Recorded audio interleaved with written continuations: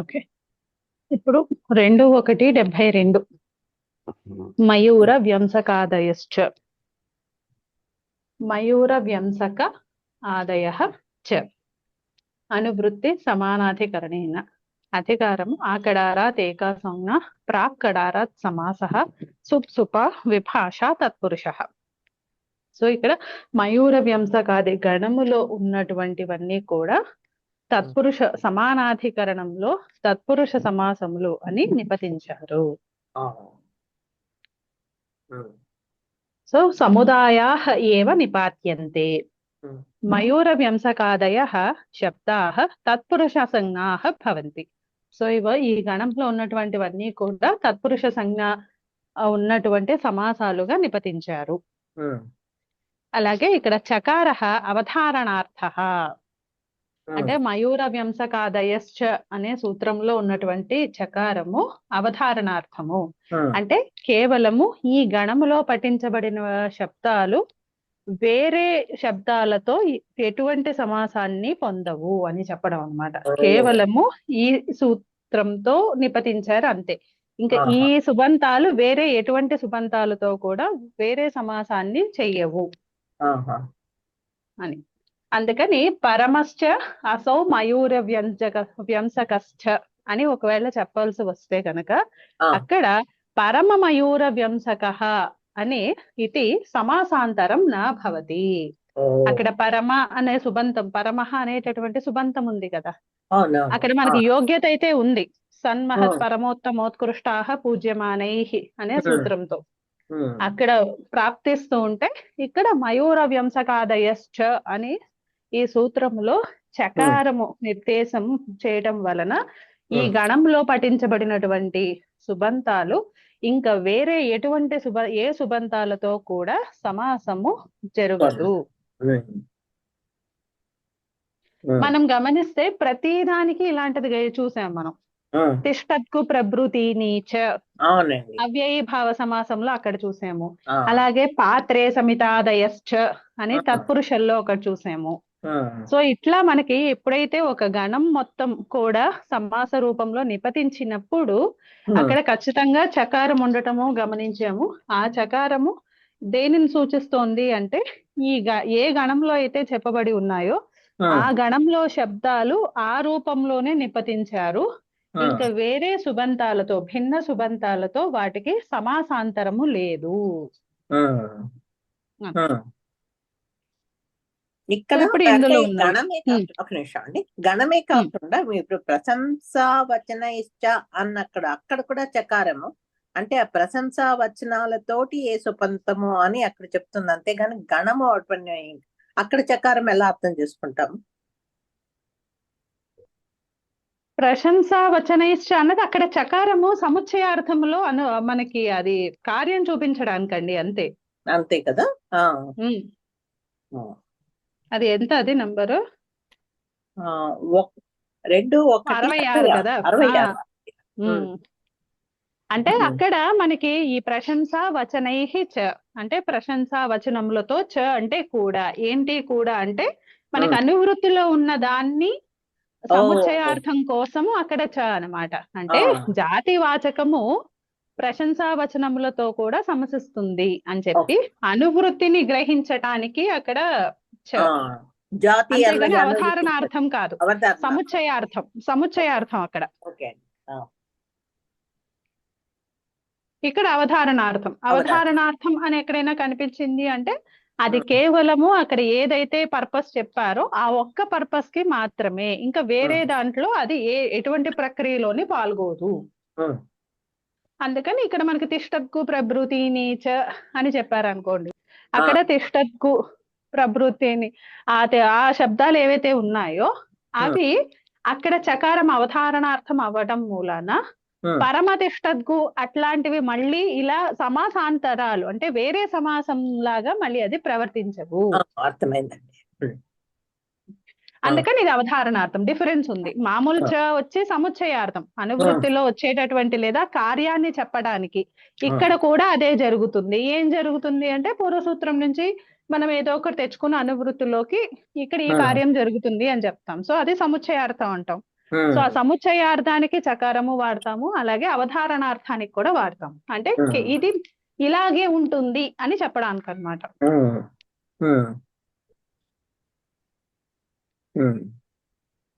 So ముందర మనకి ఇందులో ఫస్ట్ ఈ గణంలో ఏంటంటే ఆబ్వియస్లీ మయూర వ్యంసకాది గణం కాబట్టి మొదటిది మయూర వ్యంసక అనే వస్తుంది.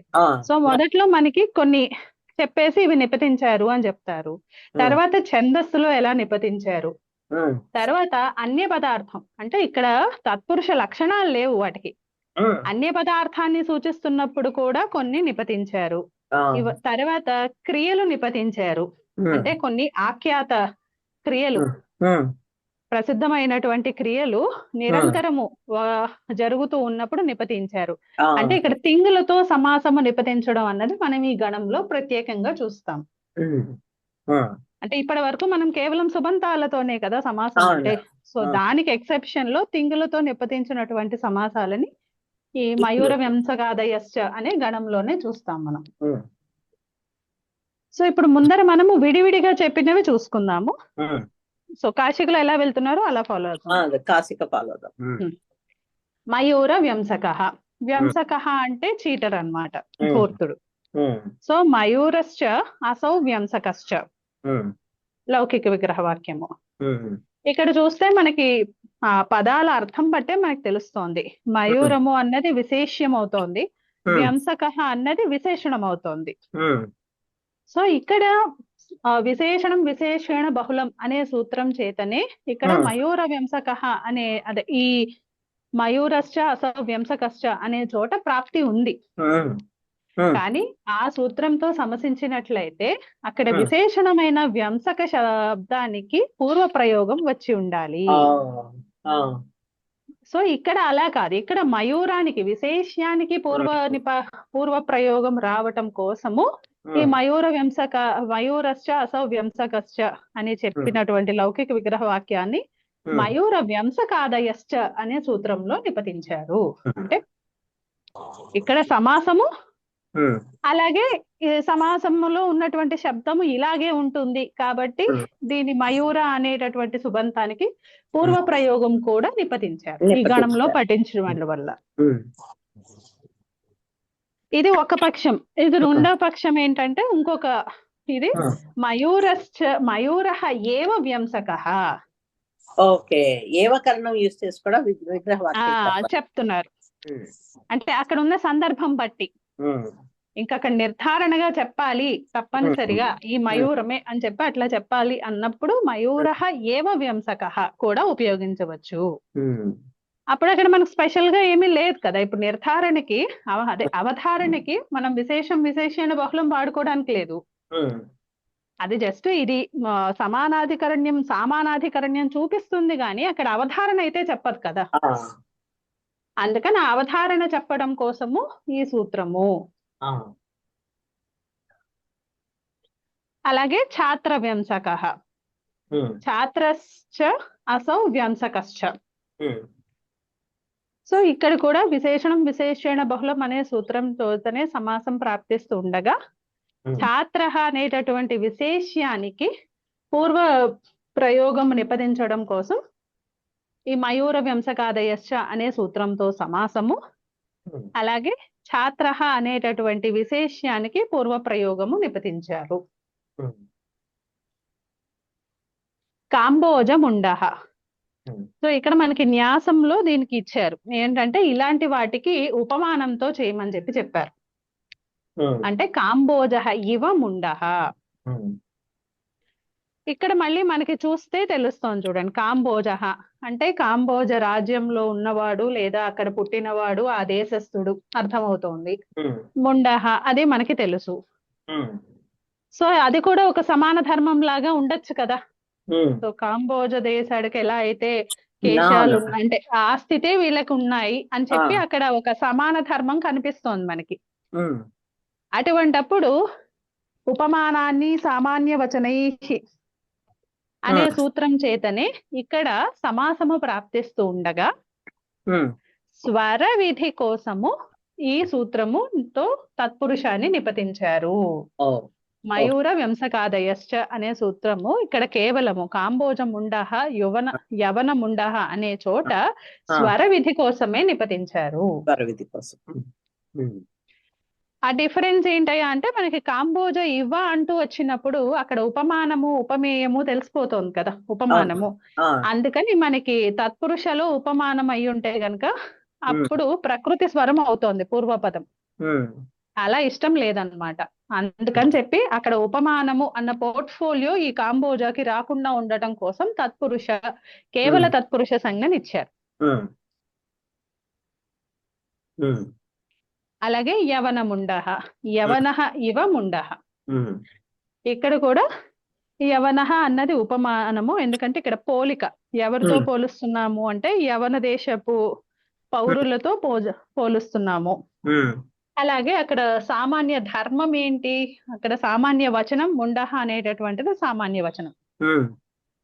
సో అందుకని మనకి ఇక్కడ ఉపమానాన్ని సామాన్య వచనై అనే సూత్రం చేతనే సమాసం సిద్ధిస్తూ ఉండగా ఈ మళ్ళీ స్వర విధి కోసమే మళ్ళీ మయూర వ్యంసకాదయశ్చ అనే సూత్రంతో తత్పురుష సమాసం కింద నిపతించారు.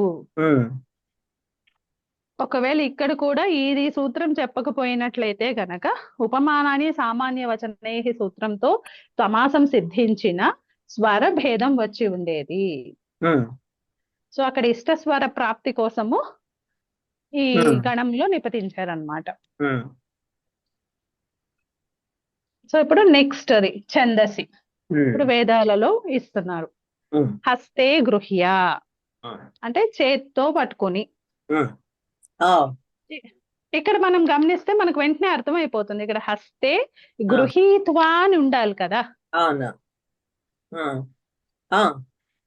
మామూలుగా అయితే లౌకిక ప్రయోగం మనం అలాగే చేస్తాం కదా, హస్తే గృహీత్వా అని చెప్తాం మనము. అక్కడ ఫస్ట్ ఆఫ్ ఆల్ సమాసము చేయము, విడివిడిగా వ్యస్త ప్రయోగాలే చేస్తాం మనం, చేతిలో పట్టుకుని అట్లా. సో ఇక్కడ మనకి సమాసమే నిపతించారు. అంటే మనకి ఏ సమాస సూత్రాల చేత ఇక్కడ ప్రాప్తి లేకపోతూ ఉంటే మయూర వ్యంసకాదయశ్చ అనే సూత్రం చేతనే హస్తే గృహ్య అనేటటువంటి సుబంతాలకి సమాసము, గృహీత్వ హస్తే గృహీత్వ, సారీ ఇవి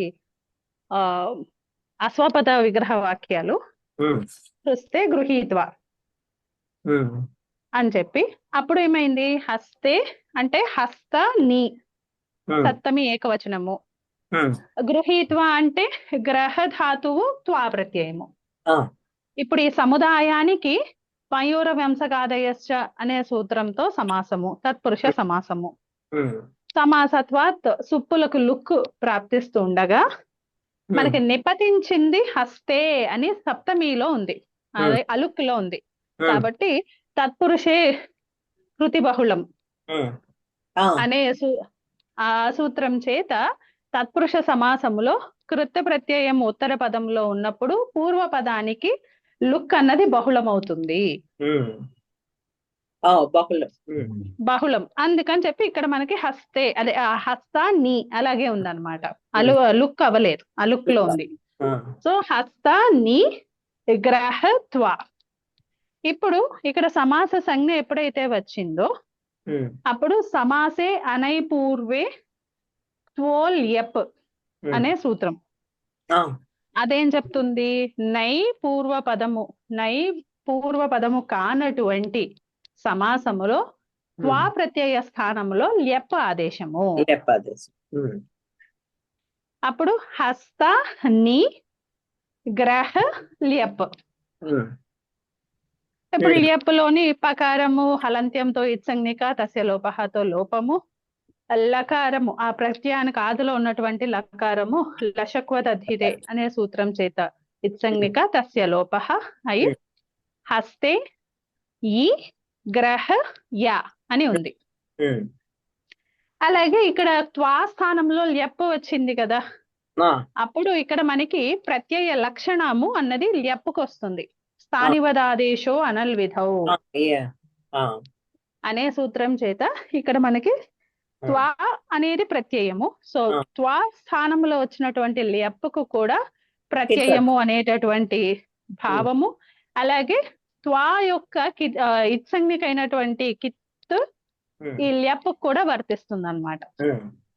అంటే ఇప్పుడు ల్యప్కి పకారము ఇత్సంజ్ఞిక ఉంది, అలాగే కకారము ఇత్సంజ్ఞికగా ఉంటుంది రెండు.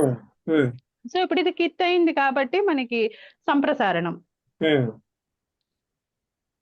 అప్పుడు హస్తే గృహ్య అయింది. హస్తే గృహ్య. ఇది కేవలము ఛందస్సులో మాత్రమే. మనం లౌకికంగా చెప్పినప్పుడు భిన్నంగానే చెప్తాం, అక్కడ సమాసం చెయ్యము, హస్తే గృహీత్వా అనే చెప్తాం. సో ఈ సమాసం చేసినటువంటిది కేవలము ఛందస్సుకు మాత్రమే.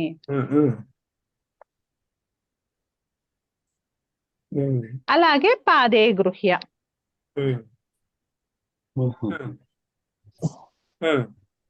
ఇక్కడ కూడా అంతే, సప్తమి పాదే గృహీత్వా అని ఉండాలి లౌకిక విగ్రహ వాక్యంలో. సో మయూర వంశకాదయశ్చ అనే సూత్రంతో సమాసము నిపతించారు, తత్పురుష సమాసం అని నిపతించారు. సమాసత్వా చుప్పులకు లుక్ ప్రాప్తిస్తూ ఉండగా ఇక్కడ కూడా మనకి నిపతించినటువంటి శబ్దంలో పాదే అన్నది సప్తమి అలుక్ లో ఉంది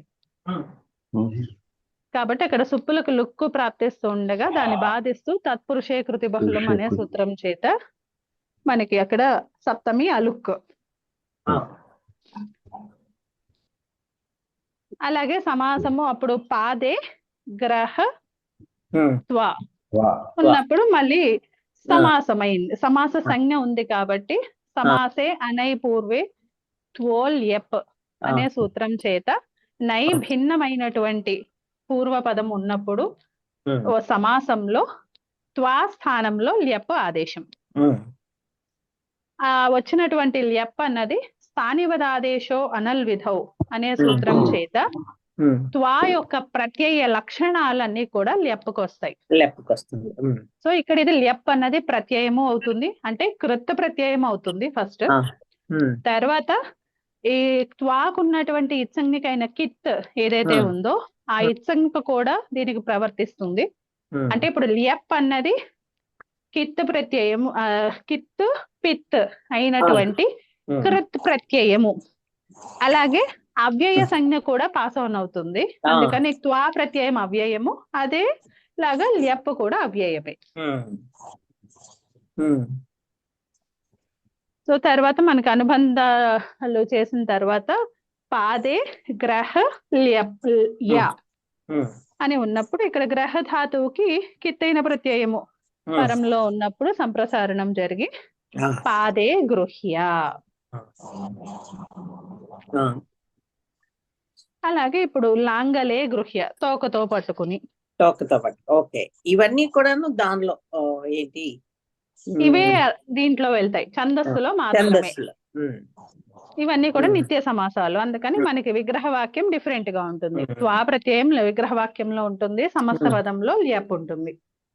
అంటే ఇంకా ఒకటి ఈ సప్తమి ప్రత్యయం ఏదైతే ఉందో, సప్తమి ఏకవచన ప్రత్యయంతానికి లుక్కు వచ్చిన రూపము, లుక్కు రాని రూపము కూడా, లుక్ రూపము కూడా ఉంటుంది, రెండు రూపాల్లో ఉంటుందండి. లాంగులే గృహ్య, హస్తే గృహ్య, హస్త గృహ్య రెండు ఉంటుందా? అలా అని చెప్పి ఒక వ్యాఖ్యానంలో అయితే ఇచ్చారు, అంటే ఇక్కడ రెండు ఉండే అవకాశం ఉంది అని అయితే ఇచ్చారు. కాకపోతే కాశీకుల వాళ్ళు మరి ఒకటే చూపిస్తున్నారు. చూసాను ఒక వ్యాఖ్యానంలో అయితే రెండు ఇచ్చారు, లుక్ అయినది లుక్ కానిది రెండు ఇచ్చారు.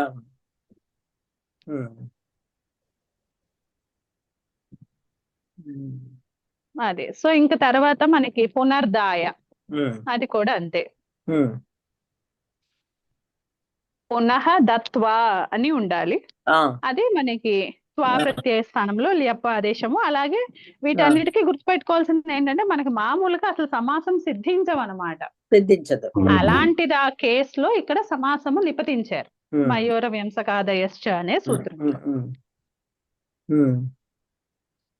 సో అది ఫస్ట్ రెండు. ఇక్కడ వరకు అందరికి క్లియర్ గానే ఉందా అండి ఇది? అర్థమైందండి. ఓకే. సో ఇప్పుడు థర్డ్ది, అంటే మొదటిదేమో 4 విడిగా వ్యంసకాలతో ఒకటి చూసాము, ఛందస్సులో చూసాము. ఇప్పుడు మూడవది గణసూత్రం చూస్తున్నాం. ఏహీడాదయ అన్య పదార్థే. ఇందాక మీరు చెప్పారు చూడండి, అన్య పదార్థంలో కూడా తత్పురుష సమాసము. అంటే ఇక్కడ ఏహీడాదయ అనేది ఒక చిన్న మినీ గణం అని తీసుకోండి. మయూర వంశకాది గణంలో ఇంకొక అంతర్గణం కరెక్ట్, అంతర్గణము. అది ఎందులో నిపతించారు అంటే అన్య పదార్థే, వేరే పదార్థాన్ని సూచిస్తున్నప్పుడు నిపతించారు అన్నమాట. అంటే ఇక్కడ అన్నిటికీ కూడా బహువ్రీహి వచ్చే అవకాశం ఉంటే బహువ్రీహిని బాధిస్తూ ఈ మయూర వంశకాదయశ్చ అనే సూత్రంతో ఆ సుబంతాలకి తత్పురుష సంజ్ఞను నిపతించారు. ఎందుకంటే మనకు డైరెక్ట్ గా అన్య పదార్థే అయితే మనకు ఉంది కదా, అనేకం అన్య పదార్థే ఉంది, సో దాంతోనే రావచ్చు. కానీ దాంతో కన్నా ఇక్కడ దాన్ని బాధిస్తూ తత్పురుషులోకి దీన్ని పెట్టారనమాట. ఇవన్నీ కూడా నిపతనం చేశారు ఇక్కడ. సో ఇప్పుడు ఇవన్నీ ఏంటయ్యా అంటే ఏహీడాదయ ఇవన్నీ కూడా మామూలుగా ఒక కామన్ పీపుల్ మాట్లాడుకునేటటువంటి ఫ్రేజెస్, ఒక క్రియతో కూడినటువంటి ఫ్రేజెస్ అన్నమాట.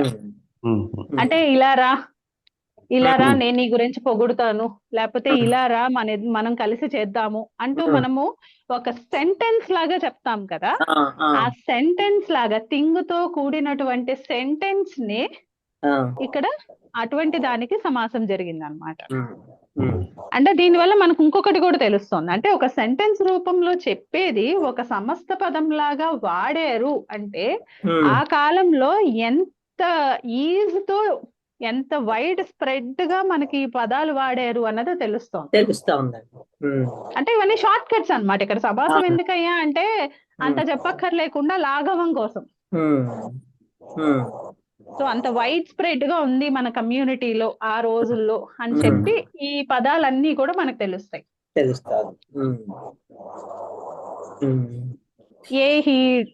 ఏహీడం, ఏహీయవం, వర్తతే అన్నారు.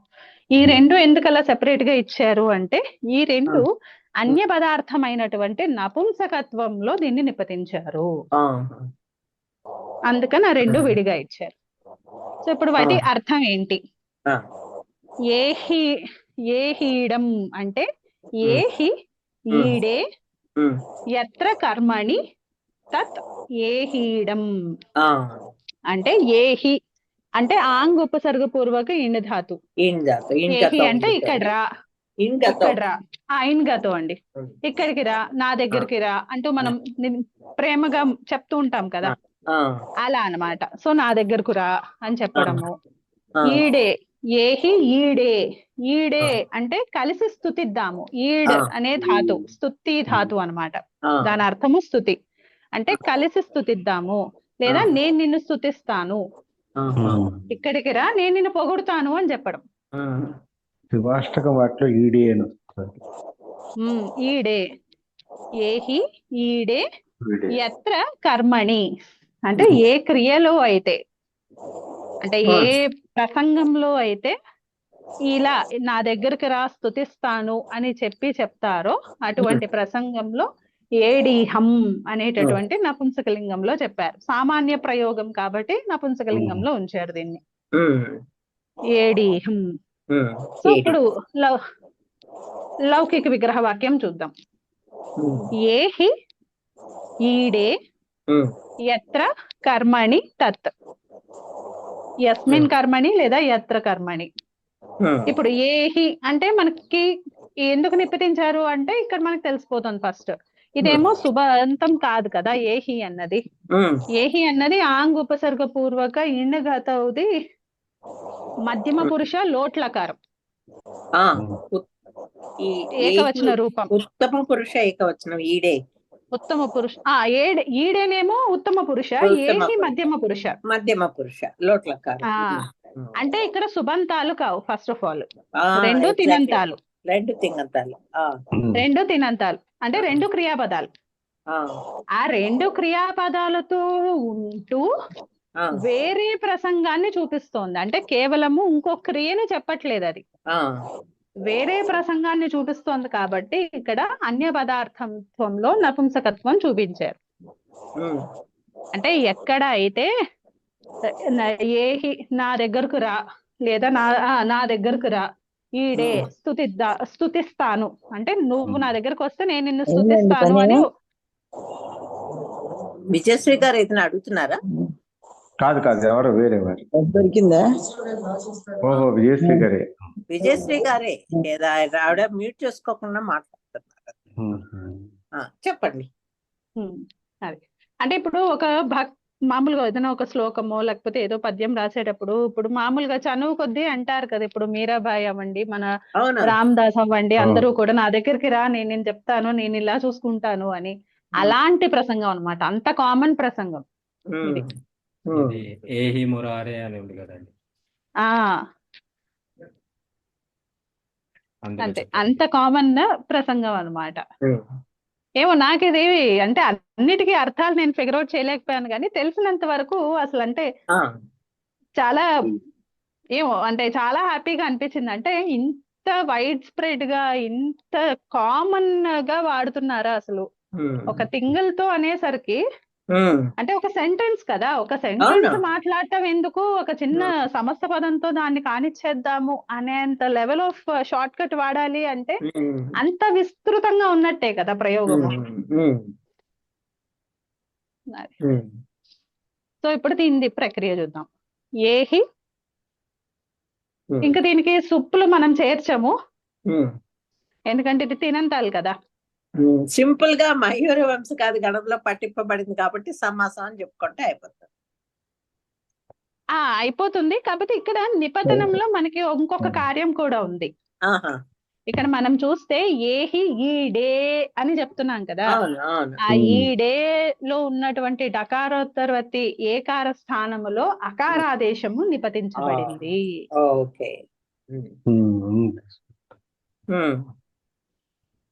అందుకని ఏహీడ అన్నటువంటి నపుంసకలింగ అదంతా ప్రాతిపదిక.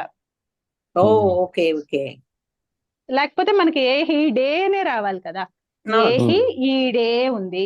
సో అక్కడ ఈక డే స్థానంలో డా అయింది, అంటే ఏకార స్థానంలో అకారాదేశం అవ్వండి, లేదా ఈడే స్థానంలో ఈడా ఆదేశం, రెండు వ్యాఖ్యానాలు ఉన్నాయి, ఎలా అయినా తీసుకోవచ్చు. అంటే ఈ డేలోని డకారోత్తరవత్తి ఏకార స్థానంలో అకారాదేశం నిపతించారు అని తీసుకోవచ్చు, లేదా పూర్తిగా ఈ డే అనేటటువంటి పద స్థానములోని ఈ డా అనేటటువంటి అదంత పదము నిపతించారు, ఎలా అయినా తీసుకోవచ్చు. అప్పుడు ఏమైంది, ఏహి ఈడ అయింది, ఇంకా అకస్సవర్ణే దీర్ఘ. అంటే దీని సిద్ధాంత కౌముదికాల ప్రకారం ఈడే లో ఉన్న ఏకార స్థానంలో అకారాదేశం. అవును అవును, బాలమనోరమ సిద్ధాంత కౌముది కొంతవరకు అట్లాగే ఉన్నాయి. ఎక్కడ ఒక వ్యాఖ్యానంలో మాత్రం ఆ పదం మొత్తము రీప్లేస్ చేశారు అని ఇచ్చారు. సో ఎలా ఉన్నా మనకి ఫైనల్ రూపం అయితే అంటే వాళ్ళన్న కాంటెంట్ మీనింగ్ అంతా కూడా సరిపోయింది. సో ఏదైనా ఓకే. అప్పుడు మనకి ఏహీడ అనేటటువంటి అదంతా నపుంసకలింగ ప్రాతిపదిక అయింది. ఈ నపుంసకలింగం కూడా ఈ గణసూత్రం ద్వారానే అది నిపతించినట్టు తీసుకోవాలి. సో సుప్రత్యయం చేర్చుకున్నాక ఏహీడం, అతోమ్తో అమ్మాదేశము, ఏహీడం అయింది. ఇప్పుడు రెండవది ఏహి యవం. ఇక్కడ ఏహి అంటే మనకు తెలుసు, నా దగ్గరికి రా అని చెప్పడము, అదే మధ్యమ పురుష లోట్. అలాగే యవం అన్న దానికి యు ధాతు, యు మిశ్రణే అమిశ్రణే అనే ధాతువు, ఆ ధాతువు యొక్క లోట్ మధ్యమ పురుష ఏకవచన రూపం యౌమి.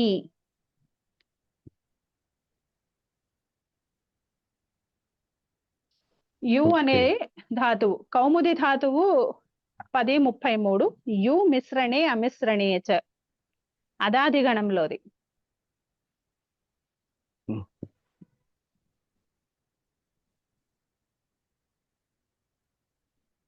దీనిది కర్తరి లట్లకారము, ఉత్తమ పురుష ఏకవచనము యౌమి.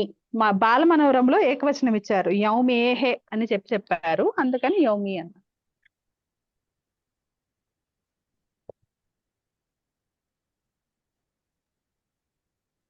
అంటే ఇక్కడ కలుసుకుందాము అని చెప్పడం అన్నమాట. ఈ రా కలుస్తాను అని చెప్పడం. సో ఇక్కడ మనకి లౌకిక విగ్రహ వాక్యం ఏమవుతుంది? ఏహి యౌమి యత్ర కర్మణి తత్. సో ఇప్పుడు ఈ సముదాయానికి మయూర వ్యంసకాదయశ్చ అనే సూత్రంతో సమాసత్వాత్ ప్రాతిపదిక సంజ్ఞ. అప్పుడు ఏహి యౌమి అని ఉండగా ఈ యౌమికి యవ అనేటటువంటి ఆదేశం నిపతించారు. మనకి విగ్రహవాక్యం చూస్తే యవ అని ఉంది కదా ఉత్తర పదంలో, అందుకని యౌమి స్థానంలో యవ అనేటటువంటి ఆదేశము నిపతించారు. విగ్రహవాక్యంలో ఎక్కడ ఉందండి అది? ఏహి యౌమి అండి, అది ఏహి యౌమి యస్మిన్ కర్మణి తత్. అదే అక్కడ కరెక్ట్ చేసుకున్నాను అప్పుడు చెప్పినప్పుడు, ఇది వరకు చెప్పినప్పుడు అక్కడ యౌమిని యౌమహ ఉంది పుస్తకంలో, ఏహి యౌమహ అని ఉంది, కరెక్ట్ చేసుకున్నాను. ఓకే, అంటే ఇక్కడ బాల మనోరంలో అయితే డైరెక్ట్ గా ఇచ్చేసారు, ఆ యౌమేహే అని ఇచ్చేసారు. అందుకని ఈ బాల మనోరమ తత్వబోధిని కలిసి ఇది సిద్ధాంత కౌముది పుస్తకాలు కొన్నానండి. అవన్నీ కలిపి చాలా పాత ప్రింట్, కూడా డిఫరెంట్ గా ఉంటుంది చూడండి, పాత ప్రింట్ అది. తర్వాత ఏంటంటే 3 పార్ట్లు, ఈచ్ పేజ్ 3 పార్ట్లు ఉన్నాయి. అంటే ఒక పార్ట్ తత్వబోధిని, ఒక పార్ట్ సిద్ధాంత కౌముది, ఇంకొకటి చాలా కష్టంగా ఉందండి. ఇప్పుడిప్పుడే అర్థం అవుతోంది, ఇప్పుడిప్పుడే. నాకు బాగా చేయాలంటే కష్టం అవుతుందండి పుస్తకాలు. ఇక్కడ ఈ పుస్తకంలో ఏదో ఒక సూత్రం, మళ్ళీ ఇంకో పుస్తకం తీసి అక్కడ ఇంకొకటి. అంటే సిద్ధాంత కౌముది క్రమంలో ఉంది, 4 పార్ట్స్ సిద్ధాంత కౌముది క్రమంలో ఉంది. నాకు బాగా తెలిసిన అచ్చసంధి ప్రకరణం చూస్తున్నాను అనమాట. సో దట్, లేకపోతే ఇప్పుడు శబ్ద చూసాం కదా, షడ్లింగ ప్రకరణం మనం కొత్త చూసుకున్నాం కదా. So that I can correlate and understand. అవునవును, నిజంగా తోడు దొరికితే బాగుంటుందండి దానికి, అది చదవడానికి. మా కేవీలో ఎవ్వరూ లేరు చదవడానికి. ఫ్లాట్ కట్టాను, ఒకవేళ ఇన్వెస్ట్ చేసేలాగుంటే అందులో నేను ఒక్క నిమిషం. పుస్తకం మాత్రం చాలా బాగుందండి ఆ బుక్, కానీ అది ఇంకా యూజ్ చేసేంత లెవెల్ కి నేను రాలేదు అంతే.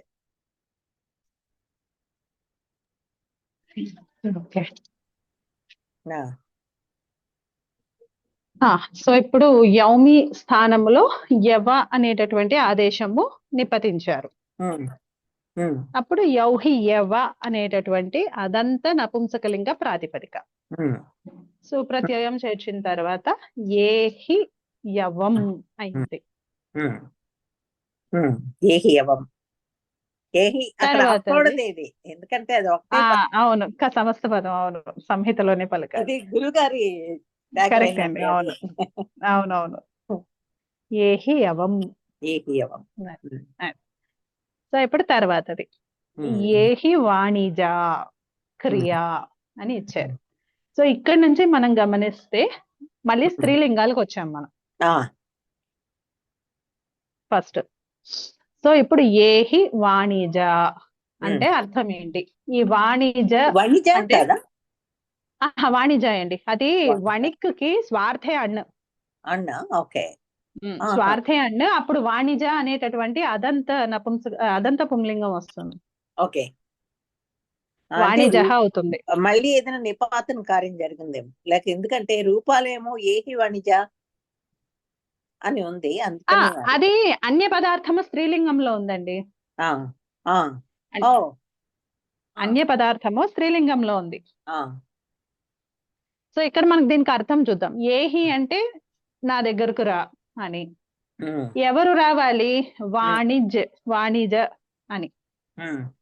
అంటే ఇక్కడ వర్తకుడు ఎవరైతే ఉన్నారో ఆ వర్తకుడు రోడ్డు మీద వెళ్తున్నాడు అనుకోండి, ఆ వర్తకుడిని ఇంట్లో ఉన్నటువంటి గృహిణి ఇలా పిలిచేదట. ఓకే, అది అంటే నాకు అది కావాలి, ఇట్రా బాబు అంటాం కదా మనము వెళ్ళిపోతూ ఉంటే, అంత కామన్ టర్మ్ ఇది. ఇప్పుడండి ఈ టైంలో ఈ ఆన్లైన్ లో ఇవన్నీ ఉన్నప్పుడు ఎలా ఉండేదో రూపాయలు. ఆర్డర్ చేస్తే వచ్చేస్తుంది కదా ఇంటికి. అవును.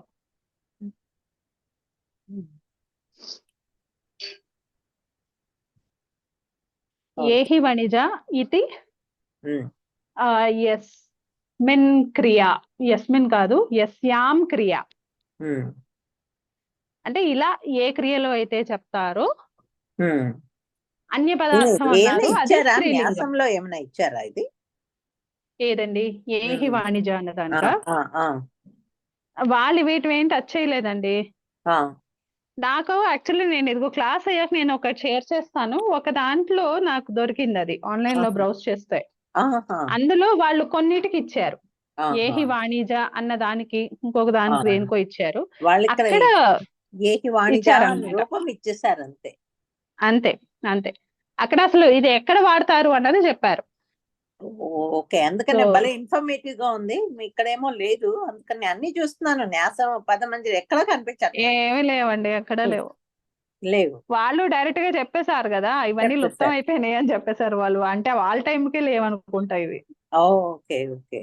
ఏదో రెండు రీజన్స్, ఒకటి వాళ్ళ టైంకే లుప్తం అయిపోయి ఉండాలి, లేదా it is so common that every one knows it.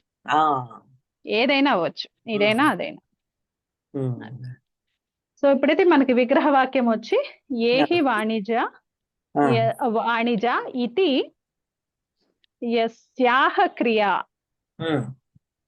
అంటే ఆ ఏ క్రియలో అని చెప్పి అనమాట. యస్యాం, యస్యాహ కాదు, యస్యాం క్రియాయాం క్రియాయాం. ఏ క్రియలో అయితే ఈ వర్తకుడిని రమ్మనడం అన్నది జరుగుతుందో అక్కడ ఆ ప్రసంగంలో. ఆ ప్రసంగంలో. ఓకే.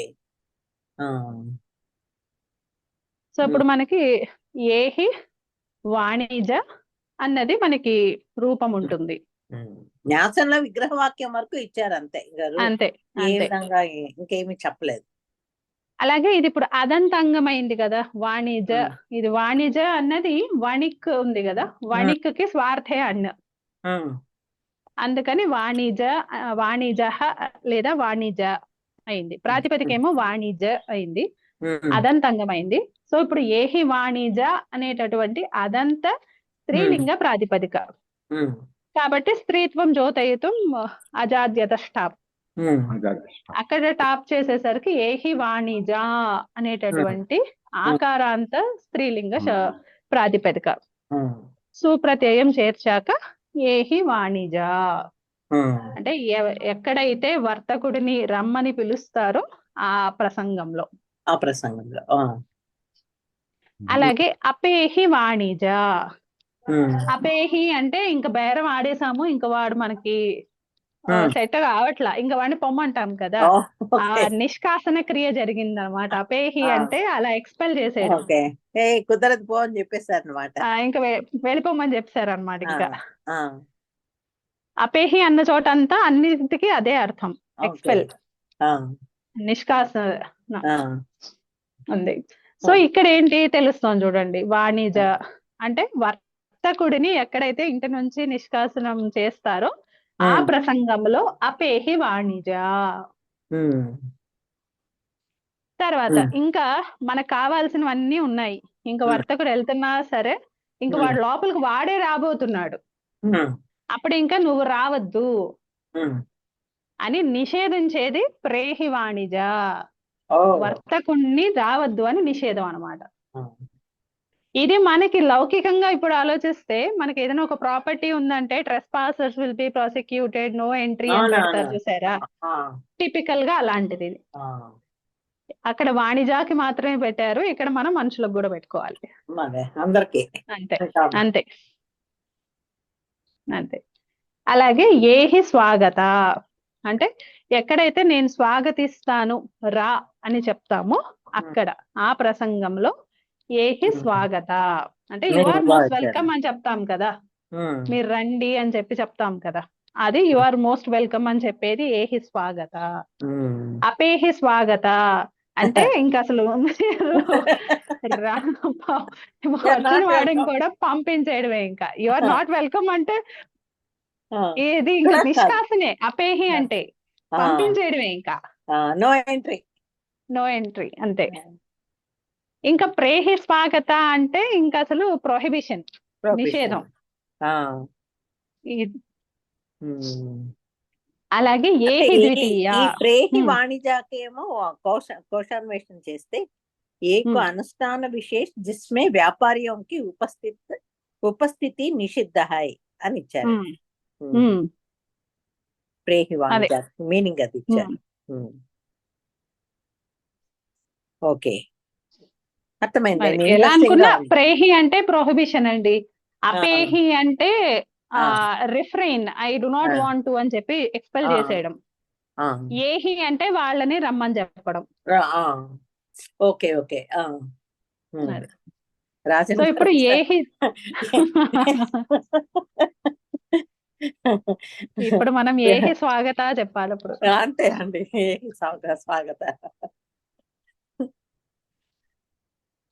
నెట్ ప్రాబ్లం ఉన్నట్టుందండి, అలా వచ్చి ఇలా వెళ్ళిపోయి మళ్ళీ వచ్చి మళ్ళీ వెళ్ళిపోయి, మేబీ ఈస్ ట్రావెలింగ్ అగైన్. ఉండొచ్చు. నిజంగా అండి, ఆనెస్ట్లీ అప్పుడు అర్థం కాలేదండి రాజేష్ గారు చెప్పినప్పుడు. మేబీ నేను మిస్ అయ్యానేమో, అస్సలు గుర్తులేదు నాకు. ఒకసారి విన్నానంటే గుర్తు ఉంటుంది. ఎవరు చెప్పారు, గురువు గారు చెప్పారా, రాజేష్ గారు చెప్పారా, ఆంజనేయులు గారు చెప్పారా, ఎవరు చెప్పారు అన్నది గుర్తు ఉంటుంది. నాకు అస్సలు గుర్తులేదు, మిస్ అయినట్టున్నాను. స్వాగతం నచ్చలేదేమో అండి రాజేష్ గారికి. అందరూ కలిసి స్వాగతం చెప్తాం.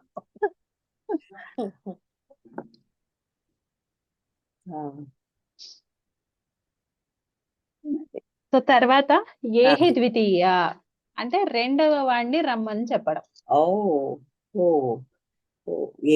అంటే ఏ క్రియలు అయితే రెండవని, ఇప్పుడు మీరు రండి అని చెప్పి చెప్తాం కదా, అలాంటి క్రియలో ఏహి ద్వితీయ. అటువంటి ద్వితీయ వాడు అక్కడ వాడు వస్తే గనక వాడిని పంపించేసేయాలంటే వాడు అక్కడ ఉండకూడదు. అందుకని ఉన్న వాడిని కూడా నిష్కాసనం చేయాలి. అప్పుడు అపేహి ద్వితీయ. అంటే ఇప్పుడు మనం జనరల్ గా చిన్నపిల్లలకు దిష్టి తీస్తున్నప్పుడు చుట్టుపక్కల ఇంకా పిల్లలు ఉంటే గనక ఎవరికి దిష్టి అవసరం లేదో వాళ్ళని ముందర మీరు వెళ్ళిపోండి ఇక్కడ నుంచి అని తరిమేస్తాం కదా ఫస్ట్. అంటే అక్కడ వాడి ప్రెసెన్స్ అసలు ఉండకూడదు.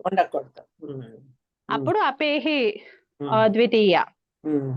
అలాగే ప్రోహి ద్వితీయ కూడా ఉంటే అక్కడ కూడా మనం పెట్టేసుకోవచ్చు. అంటే అక్కడ ప్రాసిక్యూట్ అదేంటది ట్రెస్ పాసర్స్ టైప్ లో అన్నమాట. సో వాడు నాట్ అలౌడ్. బాగుందండి. నిజంగా ఈ పీడిఎఫ్ ఎక్కడ దొరికిందో మీకు ఇది షేర్ చేయండి. అది ఇదొక్క దానికి బాగా ఇచ్చారు, అపేహి వాణిజ్యకి ఇచ్చారు. నేను ఆ స్క్రీన్ షాట్ తీస్తాను, ఎందుకంటే అదేదో 40 పేజీలు ఉంది కానీ నాకు అర్థమయ్యి నేను చదవగలిగిందో 1/2 పేజీ ఉంది కరెక్ట్ గా అందులో. ఓకే, బాగుంది. అందుకని దీని రిలేటెడ్ గా ఉన్నది నేను షేర్ చేస్తాను. క్లాసికల్ చూస్తాను. మీ దగ్గర ఏమైనా ఇచ్చి ఉండాలి. చెప్పలేమండి, చాలా షార్ట్ కట్ మెథడ్ లో ఇస్తున్నారండి. అదే నెక్స్ట్ ప్రోహ కట. అంటే ఇక్కడ కట్ట అంటే ఏ క్రియలో అయితే ఈ మ్యాట్స్ అవి వాడకూడదు అని చెప్తారో అది అని ఇచ్చారు ప్రోహ కట అంటే. So usage of mats is prohibited. ఎక్కడ ప్రొహిబిటెడో అక్కడ. అపోహకట అంటే ఆ ఉన్నదాన్ని కూడా తీసేసేయాలి అక్కడ నుంచి. ఆ క్రియలో ఒకవేళ మ్యాట్ ఉన్నదాన్ని కూడా తీసేసేయాలి, అపోహకట. అలాగే ప్రోహ కర్దమ. కర్దమ అంటే ఇంప్యూరిటీ అన్నమాట. సో ఎలాంటి ఇంప్యూరిటీస్ ఏమైనా అవన్నీ కూడా నాట్ అలౌడ్ అన్నమాట. అంటే అంత శుచిగా ఉంచుకోవాలి. అపోహ కర్దమ అంటే ఇంప్యూరిటీస్ ని మనము దాన్ని క్లియర్ చేసేసేయాలి. ఇంప్యూరిటీస్ అనే కాదు, అక్కడ శుచి లేకపోతే ఆ శుచి లేనటువంటి ప్రాంతాన్ని శుచి చేయడం అంతే. క్లాసికల్ ఏమీ ఇవ్వలేదండి. అంటే ఏ చేయడం వచ్చి సింపుల్ గా ఆది శబ్ద అన్య పదార్థమే సమాస్ కో ప్రాప్త హోతే హై. మళ్ళీ శేష ఉదాహరణ మూల మీద దేకే అన్నారు, అది ఎక్కడ పట్టుకోవాలో నాకు తెలియదు.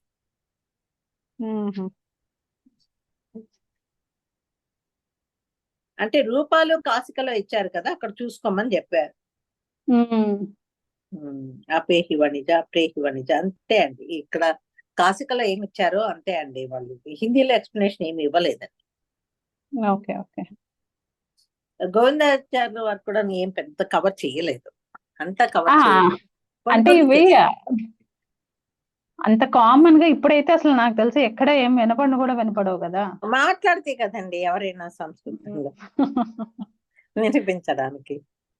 అవును. అంటే మోస్ట్ కావ్యాల్లో కూడా అంతలా కనిపించవేమోనండి, అప్పుడెప్పుడో కావ్యాల్లో లౌకికంగా సామాన్య జనపదాల్లో ఉన్నప్పుడు. అదే సామాన్య ప్రజలు వాడిన మాటలు, వాళ్ళ జీవితము గురించి కావ్యాల్లో లేదండి.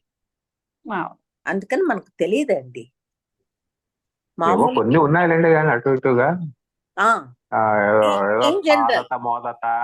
కాదత మోదత ఇలాంటి పదాలు మనం ఆల్రెడీ ఎగ్జాంపుల్ వచ్చినట్టున్నాయి కానీ లేవో కానీ. అంటే తిని సంతోషించిన వాడు, తిని వమటి కాదత వమత, ఉత్పచ విపచ అంటే జంట క్రియలు, జంట క్రియలు అంతే. జంట క్రియలు నేను అవి కూడా సమాసంలో పెట్టుకోవచ్చు అని, సమాసం అవుతుంది అని చెప్పారు. మొత్తాన్ని 73 ఎన్నో 85 ఉన్నాయి. 74 ప్లస్ ఆకృతి గణం అని చివరిలో गणपाठ में अनुक्त शब्द भी यदि शिष्ट प्रयोग में అంతే. అంతే. కాబట్టి ఇప్పుడు ఒకసారి విదేశీ గారు చెప్పేస్తే శిష్ట ప్రయోగం అయిపోతుంది. అంతే అండి. ఇక్కడ ఉన్నదే కొన్నింటికి అర్థాలు దొరకలేదండి అసలు. అహమహమిక ఇలాంటివన్నీ ఉంది కానీ ఇవన్నీ డిక్షనరీలో దొరుకుతాయండి పదాలన్నీ. దొరుకుతున్నాయండి, అదే చూస్తూ ఉన్నానండి. ఇప్పుడు అహమహమిక అంటే ఏంటంటే నేనంటే నేనే, నేనంటే నేను అంతే అంతే. నేను అంటే ఇద్దరు డబ్బులు అనుకుంటున్నారండి, పరస్పర అహంకారం. అది అహం నేను అహం రాస్తున్నానండి పుస్తకంలో. మీరు అవన్నీ చేస్తారు, నేను అవన్నీ తెలీదు. నాకు ఇందులో తెలిసిన కొన్ని పెన్సిల్లో రాసుకున్నానండి ఇది. వంతుల వారీగా కొట్టుకోవడం. చూడండి, కాందిశీక కందిశీక ఇవన్నీ పదాలు. కాందిశీక అనే పదం మనం తెలుసు మనకి మామూలుగా. ఈ శరణార్థులు అనే పదంలో వాడతాం, మరి అర్థంలో ఇక్కడ ఉందో లేదో తెలియదు. మన కాందిశీకులు అంటే శరణార్థులు కదా, వేరే దేశం నుంచి పారిపోయి వచ్చిన వాళ్ళు, బంగ్లా కాందిశీకులు అంటే. మరి అది ఇదే ఒకటి అవునో కాదో నాకు తెలియదు.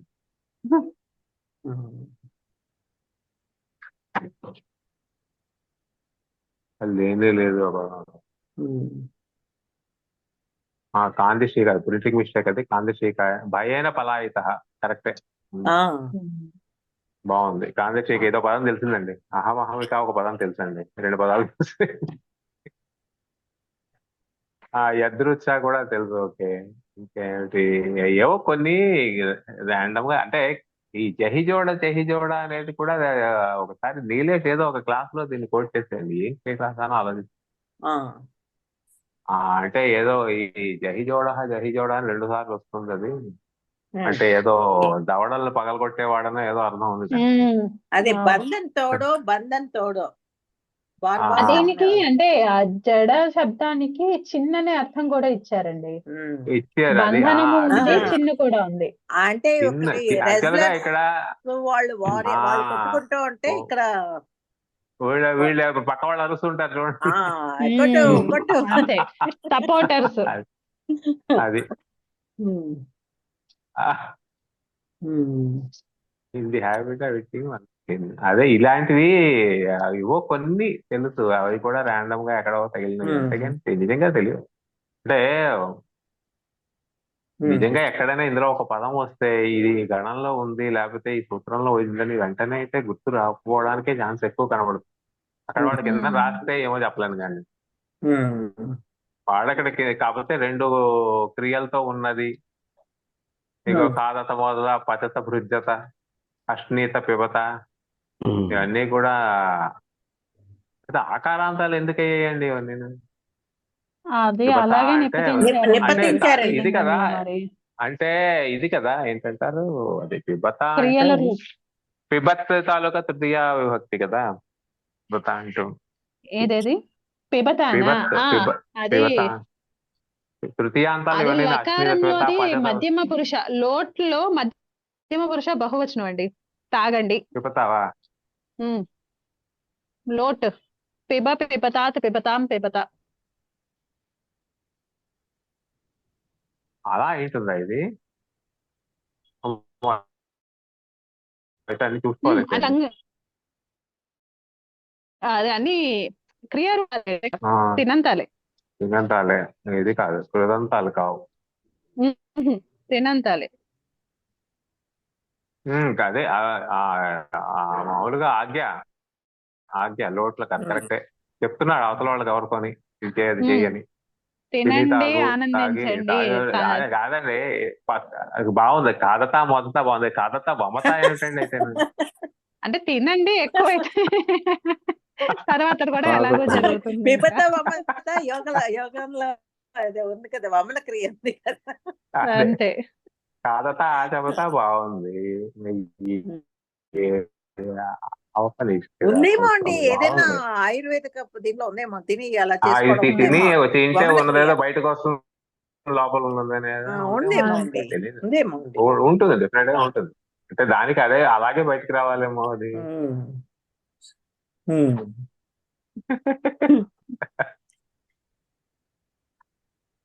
పిబత వమత ఏమో తెలుసు మనకి, అది వమన క్రియ ఉంది కదా. అదే కంటిన్యూవల్ ఈటింగ్ అండ్ వామిటింగ్ అంటే కాదత వమత ఎందుకనో. ఇవన్నీ అంటే ఏ కాంటెక్స్ట్ లో ఇవి వాడారో ఎక్కడ అదండి తెలియట్లేదండి, నేను ఎవరో చెప్తున్నది అది. కాంటెక్స్ట్ తెలిస్తే బాగుంటుంది. ఇంకా బాగుంటుందండి. చాలా కానివ్వండి, ఏదో ఇచ్చారు కదా ఎవరు, మనకు అర్థమైనంత అర్థం చేస్తుంది. పెద్దగా అంటే ఎక్కువ బాధపడక్కర్లేదు, అమ్మ గుర్తు లేదు అర్థం కాదు.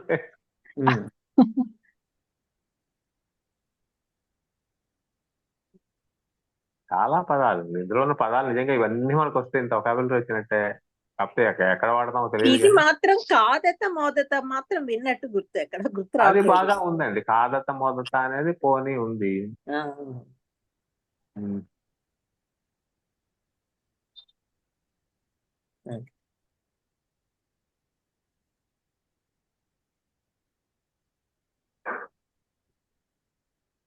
కంటిన్యూ చేయండి. ఇప్పుడు చూడండి, స్నాత్వా కాలక అంటే మయూర వెంసగాది అనేసాడు, అంతే, మీనింగే లేదు దానికి. ఆ గణంలో ఏమండి దానికి చెప్పేశాడు ఒక అంతే. వింత ఇదైతే దొరికింది నాకు. స్నాత్వా కాలకః అంటే స్నాత్వా వాళ్ళు అంటే బాగుంది, ఏమిచ్చారంటే కాలక స్నానం చేసినా సరే ఎవరి శరీరం నుంచి అయితే నిర్మాల్యం వదలదో అతడు స్నాత్వా కాలకః అని ఇచ్చారు. అక్కడ ఒక్క చోటే ఇంకొంచెం ఇన్ఫర్మేషన్ దొరికింది నాకు, ఇంకెక్కడ దొరకలేదు. ఏంటండి అది? ఇగో ఒక్కసారి స్క్రీన్ షాట్ తీసి పంపిస్తాను నేను. చాలా వింతగా ఉంది అది. తిట్టులాగానే ఉంది అది.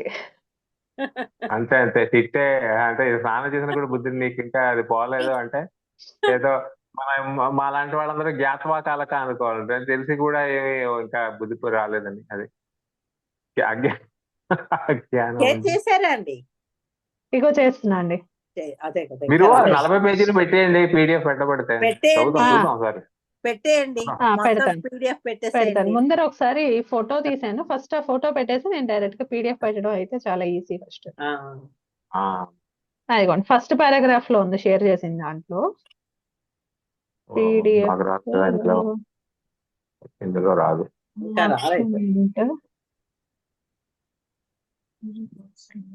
నేను వేరే ఇంకా ఉన్నాను కాబట్టి నాకు అది లేదు. చూద్దాం. అయితే ఈ నంబర్ యాడ్ చేసేయాలండి గ్రూప్ లో.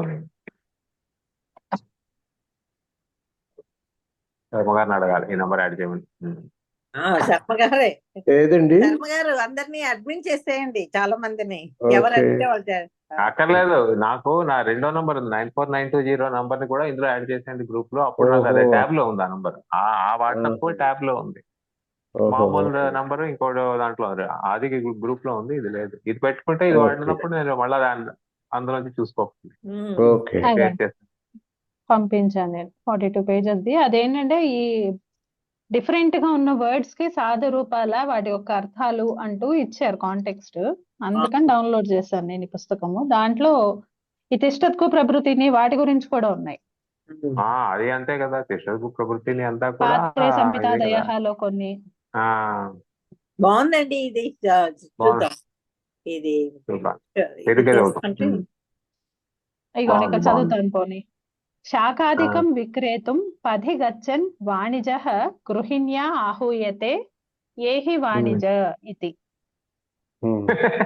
ఆ, తస్య ఆహ్వానం బాగుంది. ఉచ్యతే ఏహి వాణిజ. అది అది కలహాయమానో వాణిజో నిష్కాస్యతే గృహాత్ సా క్రియ అపేహి వాణిజ.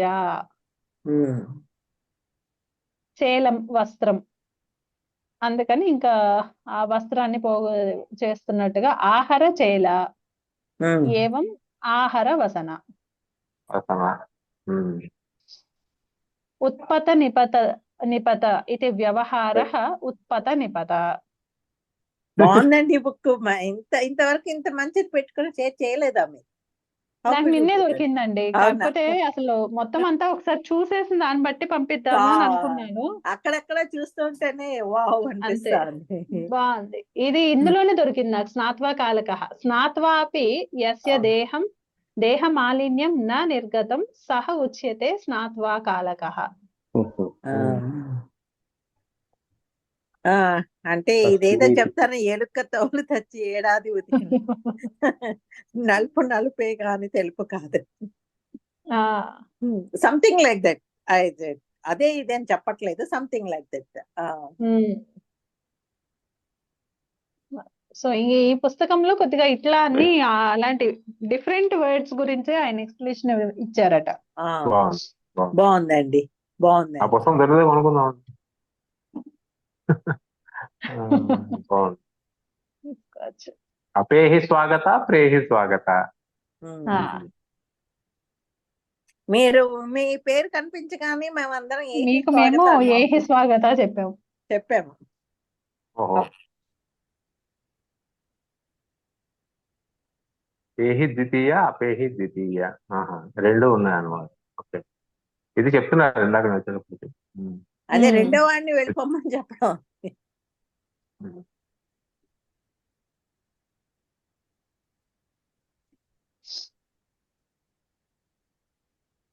సో అలా అపోహకర్ధమా వరకు చూసాము. ఈ ఉద్ధర చూడ అన్నది నాకు తెలియలేదు. అంటే ఇక్కడ తెలిసినది మీనింగ్ సెట్ కాలేదు. ఎక్కడికి ఉంది ఉద్ధర చూడ? ఎక్కడుంది ఇందులో? ఇందులో లేదండి, కాశికలో ఉంది. కాశికలోనే చూస్తున్నాను కూడా. ఉద్ధరోత్సృజ ఉంది, ఉద్దమ విద్దమ ఉంది, ఉత్పచ విపచ ఉత్పత నిమిత ఉచ్చావచ. దానికన్నా పైనే అండి, పైనే. ఆహార చేల ఉందా? ఆహార చేలాకి ముందర శబ్దం, పూర్వ శబ్దం ఉద్ధర చూడ. ఉద్ధర చూడ.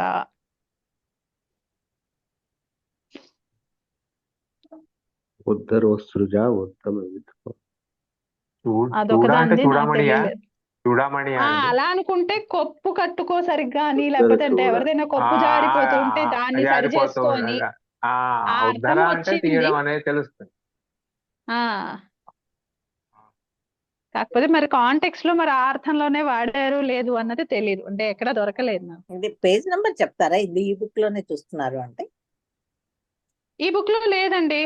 అవునా? లేదు. ఈ బుక్ లో ఈ ఒక్క ఆ 2 పారాగ్రాఫ్స్ లోనే ఉంది అంతే ఈ బుక్ లో. అంతేనండి. దాని అర్థం ఉద్ధర చూడ అంటే అర్థం అదండి. అదే మీరు చెప్పింది అదే. చూడ అంటే కొప్పుని సరి చేసుకోమని చెప్పడం. ఉద్ధర అంటే పైకి తీయనా, ఏదో జారిపోతుందో విడిపోయిందో కట్టుకోనో ఏదో తిడుతున్నారు. పూర్వం జుత్తు విరబోసుకొని ఉంటే సరిగ్గా జాగ్రత్తగా ఉండు. ఇప్పుడు అంటే ఇప్పుడు అందరూ అలాగే ఉంటున్నారు కానీ అప్పుడు పెట్టుకోవడానికి జుట్టు ఉంటే చాలండి, మళ్ళీ ఇంకా కొప్పు వేసుకోవడానికి కూడా రబ్బర్ బ్యాండ్ కూడా పెట్టుకుంటారండి. లేదు కదా.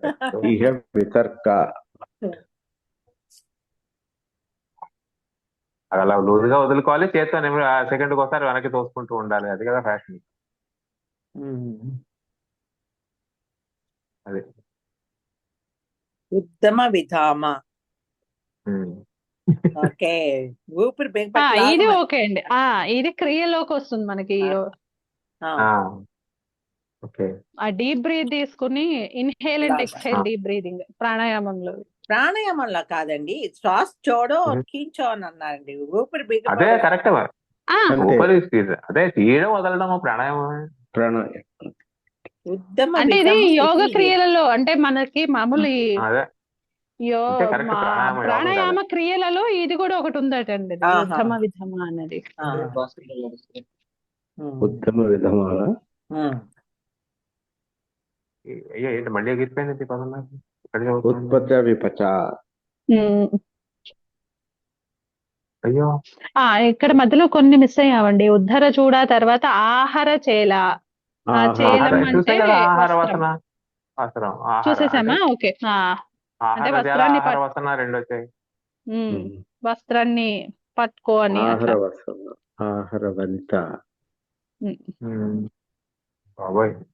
కృంత విచక్షణ. కృంత విచక్షణ, ఇదే నాకు చాలా కాంట్రడిక్టింగ్ గా దొరికాయి. మరి అది ఎంతవరకు కరెక్ట్ అన్నది తెలియదు. కృతి హింసాయాం ధాతువు.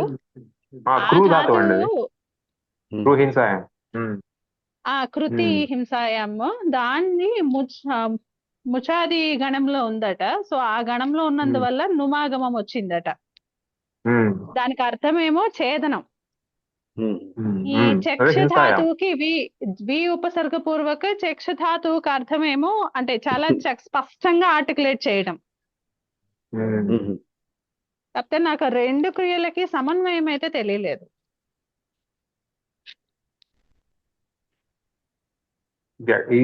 కృంత విచక్షణ.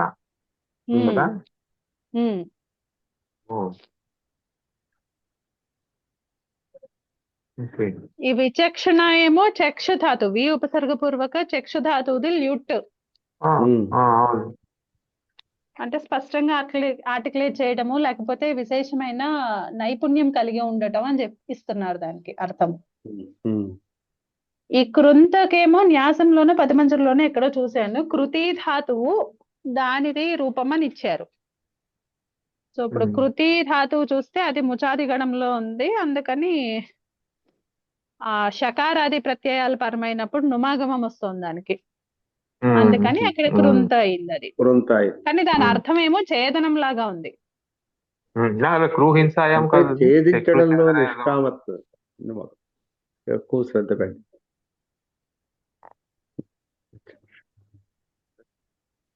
కృంత అంటే అదే చీల్చడం. విచక్షణ అంటే మామూలుగా చూసి అంటే మరి ఏదో ఇదేనా వ్యాఘ్రాన్ని ఇచ్చారా అండి శర్మ గారు? పేర్లు ఇచ్చారండి. లేదు అంటే బాగా అన్నిటినీ చీల్చేవాడు, అంటే కర్రలు చీల్చేవాడు కూడా కావచ్చు. దానికే ఉంది కానీ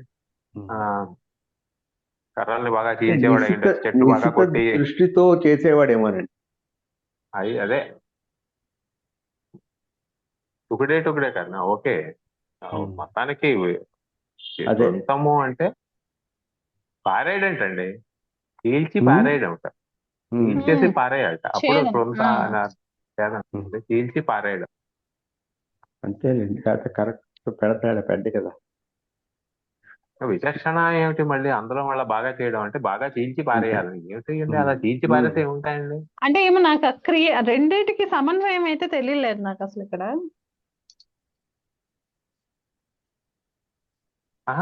విచక్షణ అంటే బాగా చేస్తున్నాడు అని అనుకోవచ్చు.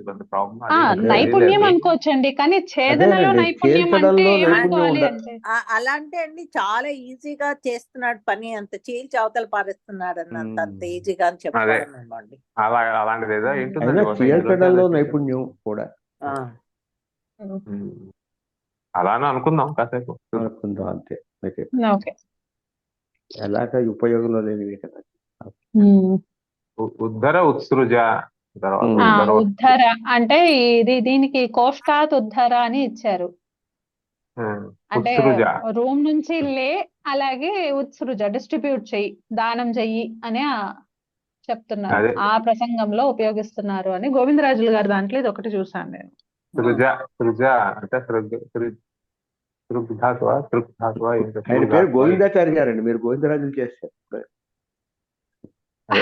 ఓకే ఓకే, సారీ ఇప్పుడు కాదు, ఎప్పుడు గోవిందరాజుల గారు అంటూ ఉంటారు పేరు. అది గోవిందాచారి గారు. గోవిందాచారి గారు. ఓకే. చారి కాదండి, చార్య. గోవిందాచార్య. గోవిందాచార్య ఆచార్యనా? ఓకే ఆచార్య రైతే. ఓకే, నాకు గోవిందాచార్య. ఇప్పుడే అర్థం అవుతుంది. ఈ లెక్కన పుస్తకం కవర్ పేజ్ కూడా సరిగ్గా చదవట్లేదు నేను. అంటే దీనిలో అండి ఏంటి ప్రకోష్టము అంటే ప్రకోష్టం అంటే ఈ గది. ధాన్యాలు అవి నిల్వ చేసుకుంటారు చూడండి, ఆ గది అన్నమాట. దానిలోంచి తీసి అందరికీ పంచు అని చెప్పడం అండి. Okay okay. ఆహా, కోశ అంటే ధాన్యాగారంలోంచి తీసి ఉన్న వస్తువులని వితరణ చేయండి అని చెప్పడం. ఓకే.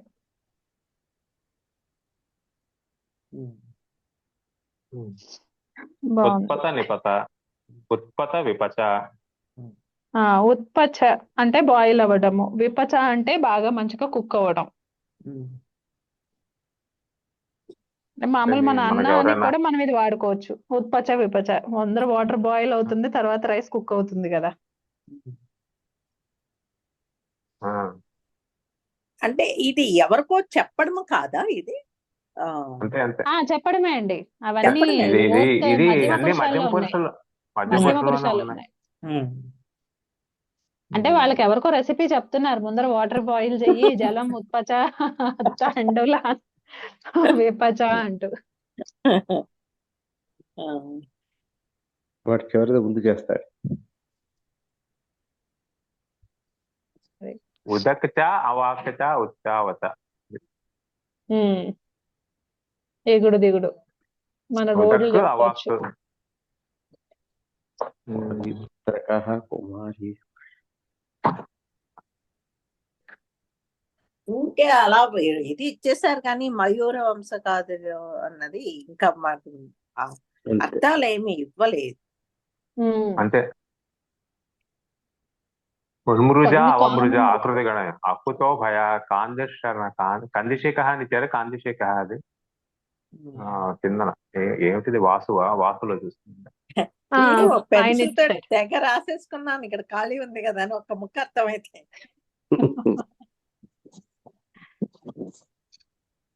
అది కాదండి, నాలాంటి వాడే ఎవరో పరీక్ష రాసినప్పుడు అన్నట, ఎలా రాసావు పరీక్ష అంటే, నేను రాసినప్పుడు ఇద్దరికి, రాసాక ఒకరికి అర్థం అవుతుంది అన్నారు. రాసినప్పుడు ఇద్దరికి ఎవరికంటే నాకు బ్రహ్మకి అర్థం అవుతుంది, నేను రాసిన తర్వాత బ్రహ్మకి అర్థం అవుతుంది అని.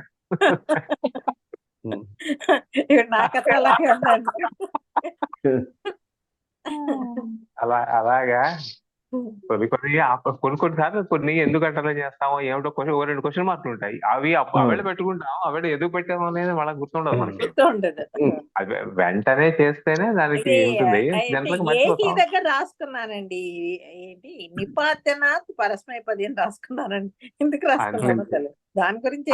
పరస్మైపదులు అన్ని పరస్మైపదులుగా చేస్తున్నారు. అంటే బహుశా ఇందులో కొన్ని ఆత్మనేపదులు కూడా ఉండి ఉంటాయి, కలిపినప్పుడు నిపాతనాథ్ ఇక్కడ ఒకటి కనిపించింది నాకు, ఆ ఖాదిత మోదతాలో కనిపించింది. అక్కడ యాక్చువల్లీ మోదద్వం రావాలి కదా, రావాలి అక్కడ.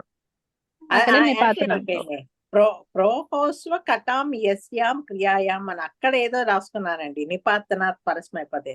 నిజంగా ఏమి అర్థం కాలేదు. అక్కడ ప్రోహ రూపంలో అదైతే ఆత్మనేపద, అది అలాంటిది పరస్మైపద అయిందన్నమాట. నమ్మద్దండి, నేను రాసుకున్నది నాకే అర్థం కావట్లేదు, మీకు నేనేం చెప్తాను అండి. విజయశ్రీ గారు వాళ్ళ ఇంట్లో పిలుస్తున్నారా, మాకేమైనా చెప్తున్నారండి విజయశ్రీ గారు? ఏహి మనకా ఇంకెవరికైనా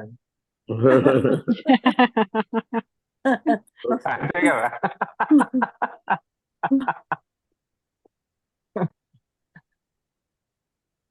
ఏహి మురారే అని చెప్పి అష్టపది ఒకటి ఉంది. అది ఏహి మురారే అంటే ఇది ఈ మయూరవంశ కథలో వచ్చే ఇదేమి కాదు కానీ మురారి అన్నది అది కాదు. నేను ఏహి అన్న పదము అక్కడ వినిపిస్తుంది. అవునండి, ఇందాక నవీన్ గారు కూడా అదే ఉదాహరణ చెప్పారు, ఏహి అనగా. అవునా? అదే పర్వాలేదు. ఏహి మురారేనే అన్నారు. అమ్మో.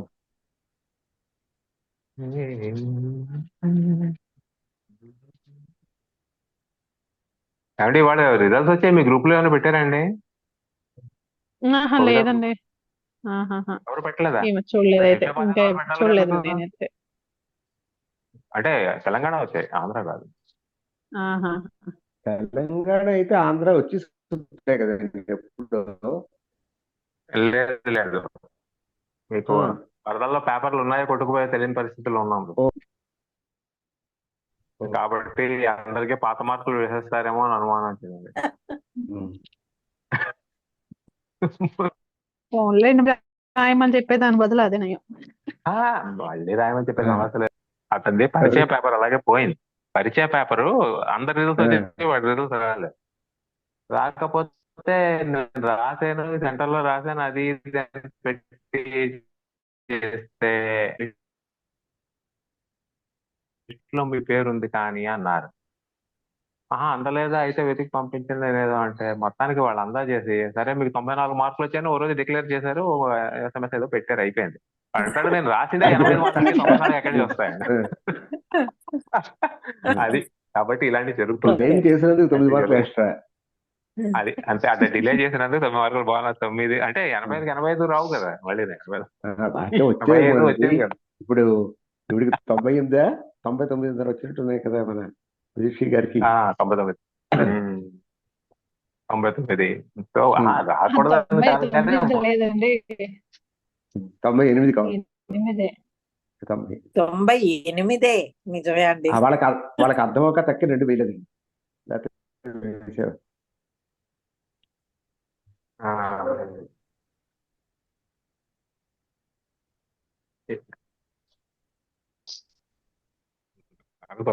తొంభై గారికి ఉన్నారు, అందరూ బాగానే వచ్చారు. అంటే ఇప్పుడు పరిచయం నుంచి శిక్షకు వచ్చిన వాళ్ళు చెప్తున్నారు పరిచయ మార్కులు బాగానే ఉంది. ఇప్పుడు కోవిద రాసిన వాళ్ళు చెప్పాలంటే గ్రూప్ లో ఉంది. ఇప్పుడు నా బ్యాచ్ కోవిద వాళ్ళంతా కూడా పర్సనల్ మెసేజ్ పెడుతున్నారు, అందరూ గ్రూప్ లో రావట్లేదు తెలంగాణ వాళ్ళందరూ. అదే విషయం. సర్లేండి, మనం మళ్ళా ఈ స్వాగత బ్యాక్ టు మయూర వంశక. సో ఇప్పుడు మనకి ఇక్కడ ఇంకొక చిన్న పాయింట్ ఉందండి. ఉద్ధరోత్సృజ నుంచి కూడా మనం గమనిస్తే అక్కడ మళ్ళీ 2 క్రియాపదాలు వచ్చాయి కదా. ఈ ముందరవి మనకని 2 క్రియాపదాలు లేదు, ఒక క్రియాపదమే ఉంది. ప్రోహకట లేకపోతే అపోహకటలో ఒక క్రియాపదము సుబంతము వచ్చింది. ఇక్కడ ఉద్ధరోత్సృజ నుంచి 2 క్రియాపదాలే. మరి ఇప్పుడు 2 క్రియాపదాలు అయినప్పుడు మనకి తర్వాత ఇంకో గణసూత్రం చెప్తారు, ఆఖ్యాతం ఆఖ్యాతేన క్రియాసాతత్యే అని. అలా ఒక క్రియాపదము ఇంకొక క్రియాపదంతో సమసిస్తుంది ఈ మయూర వంశకాదయశ్చాలో అని గణపాఠం చెప్పారు కదా. మరి అలాంటప్పుడు ఈ ఏదండి నాకు బ్రేక్ అయిపోయింది వాయిస్. ఇదే ఇందాక నుంచి చదివేసాం ఎగ్జాంపుల్స్, అవే వస్తాయి. అవే. సో ఇప్పుడు వాటితో కలపకుండా ఇప్పుడు ఈ గణపులోకి ఎందుకు కలిపారు? ఉత్తరోత్సృజ, ఉద్ధమ, విధమ అలాంటివన్నీ కూడా ఈ ఆఖ్యాతం ఆఖ్యాతేన క్రియాసాతత్యే అనే గణసూత్రంలో ఇవ్వకుండా ఏహీడాదయ అన్య పదార్థే అనేటటువంటి గణసూత్రంతో ఎందుకు కలిపారు అంటే, ఇక్కడ మనకి క్రియా సాతత్వం అంటే సతతస్య భావ సాతత్యం అంటే నిరంతరంగా జరుగుతూ ఉండటం. ఇక్కడ ఆ నిరంతరము అనేటటువంటిది లేనప్పుడు కూడా ఈ గణంలో ప్రస్తావించడం చేత సమాసం అన్నమాట.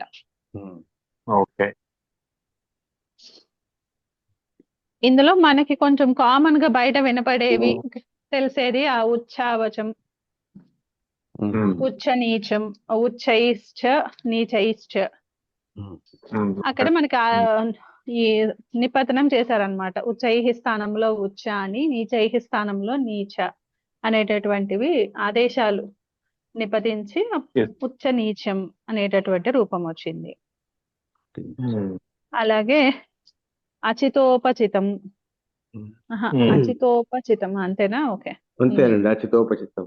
అచిత అంటే ఉపచితమా? అచిత ఉపచిత. ఉపచితం. ఉమ్. అంటే అవచిత ఏంటండి? పరాచితం. ఉమ్.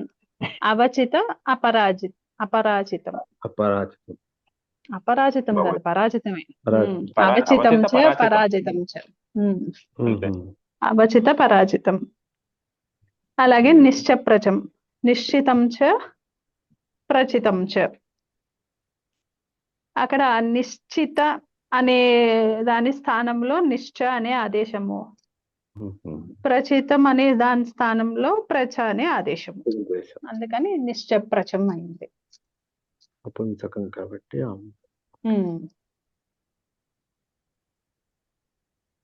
అకించనం. అకించనం. పరాచిత అంటే ఏమిటండి? అవచిత అంటే ఓకే, పరాచిత అంటే ఏంటి? ఉందండి పరాచిత అనే పదం ఉంది. వెనక్కి వెళ్ళిపోవడం కాదా? పరాచిత అంటే వెనుతిరగడం కాదు. పరేణ అచిత పరాచిత.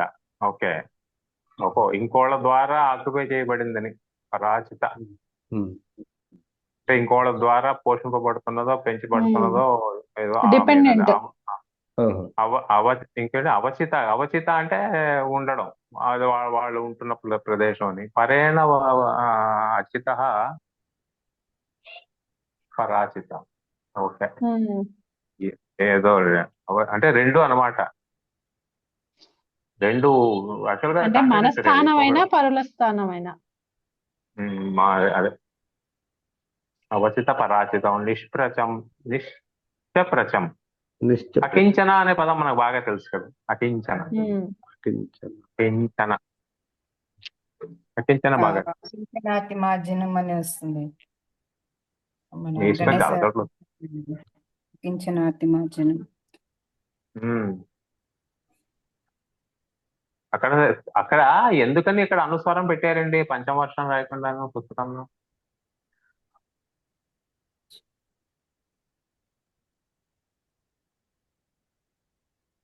అంటే అది వికల్ప రూపం చూపించినట్టున్నారండి. ఎలానో అవి రెండు పదాలే కదా. ఆ కించ అన్నప్పుడు జనరల్గా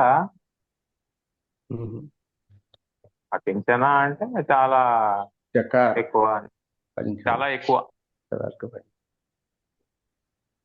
చాలా ఎక్కువ అని కదా. కించన అంటే తక్కువ, అకించన అంటే ఎక్కువ. స్తోకల ఆహా, ఏమీ లేకపోవడం కదా. కించ అంటే కొంచెం, అంటే నాస్తి, అల్పం, అదే అల్పం. అవిద్యమానం అలా కదా. ఆహా, ఓకే, ఆపోజిట్ లోకి వచ్చిందా ఇది? కించన అంటే ఎక్కువగా, లాట్ ఆఫ్.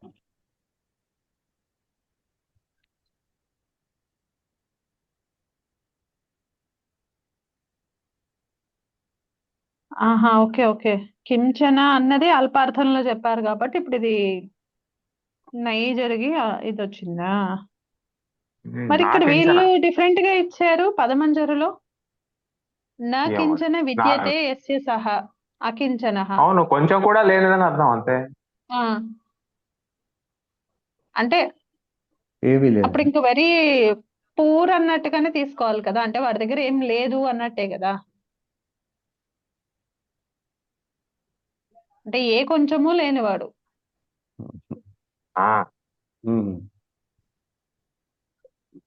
ఉండండి ఒకసారి చూద్దాం.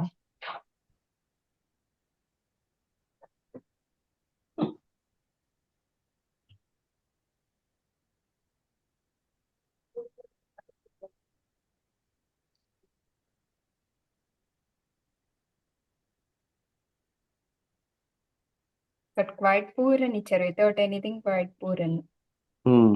దేనికి? కొంచెం కూడా కొంచెం కూడా లేనది నా కించన. మరి అకించనా, అకించనానాం, అకించనానాం అని వస్తుంది కదా. అది ఏమిటది? అందులో మన కనకదార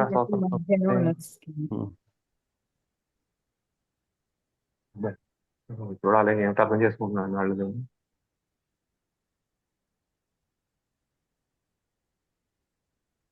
అంటే ఏ కొంచెము లేని వాళ్ళకి అన్ని ఇచ్చావు అని చెప్తున్నారేమో లేకపోతే.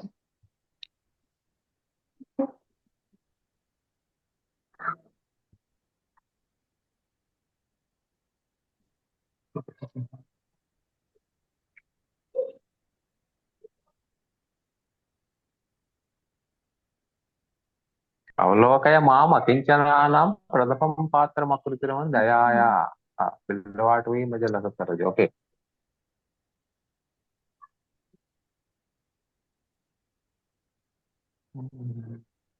మాం అకించనానాం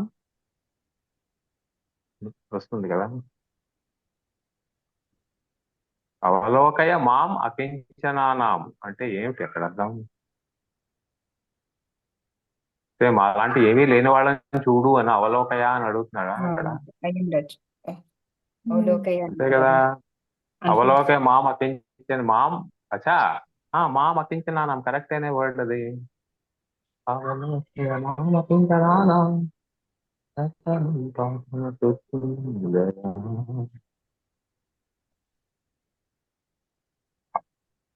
ప్రథమం పాత్రం అకృత్రిమం దయాయా అవలోకయ మాం కించనానాం మాం అకించనానాం అని అన్వయం రాస్తుంది. కరుణాపూర తరంగితై తరంగితై అవలోకయ మాం అకించనానాం ప్రథమం పాత్రం అకృత్రిమ దయాయా. ఓకే. అంటే ఎక్కువగా చూడమని చెప్తున్నాడు. అవలోకమాం అకించనాన అంటే అలా ఎక్కువగానే చూడమంటున్నాడు. అది కరుణాపూర తరంగితై అపాంగై అవలోకయమాం అకించనానాం. కించన అంటే ఎక్కువ అని, అది కించ అంటే తక్కువ.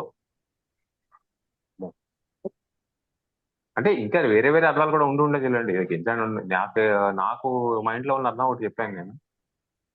నేను అలా అర్థం చేసుకుంటున్నాను కాబట్టి ఆ శ్లోకాన్ని. వేరే కూడా ఆయన ఒకేదో 2-3 అర్థాలు ఉంటాయి కదా. కానీ రేపు అంటే అందరికీ రేపు హోంవర్క్ ఏంటంటే ఈ 73, 80 ఎన్నో పదాలు ఇచ్చారు ఇందులో. ఈ అన్నిటికీ పెట్టి రేపు దీని మీద క్విజ్ పెడతాం అనమాట. మీరు ఇవాళే చెప్పారు, అప్పుడు ఇంకా రేపు అటెండెన్స్ ఉన్నది ఇంకప్పుడు.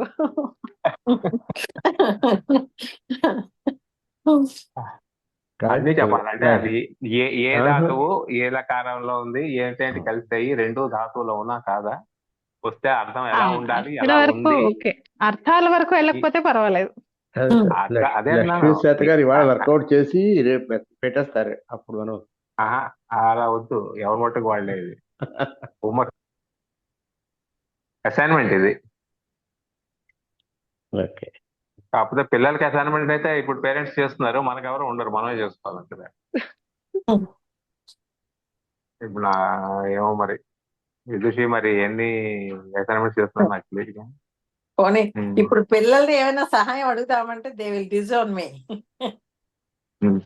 నువ్వెవరు అని అడుగుతారు.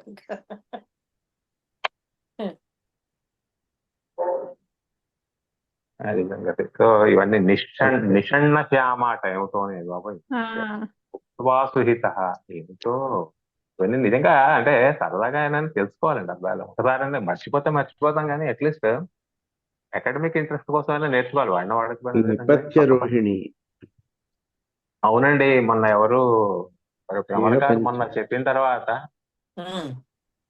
మనం అంటే తెలుగులో ఒక పదాన్ని ఎంత తప్పుగా వాడుతున్నాం అనేది మొన్న మీరు చెప్పినప్పుడు నాకు మైండ్ లోకి వచ్చింది. మీరు చెప్పింది యాక్చువల్ గా, మీరు చెప్పిన దానికి ఎక్స్టెన్షన్ ఏకపత్ని అని చెప్పారు కదా. అవును, ఏకపత్ని. మరి ఏకపత్ని వ్రత అంటే రాముడు ఏకపత్ని వ్రతుడు అని చిన్నప్పటి నుంచి చదువుతున్నాడు. అవునండి, అదే అర్థం కూడా ఒకటే పత్ని కలిగిన వాడు అని కూడా చెప్తున్నాడు. ఒకటే పత్ని అంటే ఒకే పత్ని ఉండాలి అనే వ్రతం కలిగిన వాడు అని యాక్చువల్ గా.